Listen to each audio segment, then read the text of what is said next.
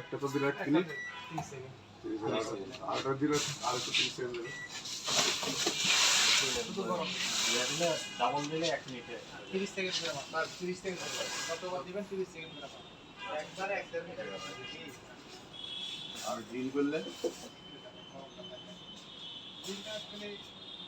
পাই ইউজিংটা জানতো এইগুলো grill option আছে তারপর এখানে সেটআপ করতে হবে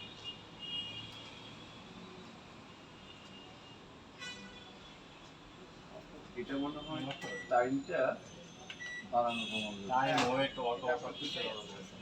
যদি আপনি দেখা গেল 30 সেকেন্ডে না গিয়ে এই দেখতে থাকেন আদেশ না আমি মেরে ক্লিয়ার করলাম আপনার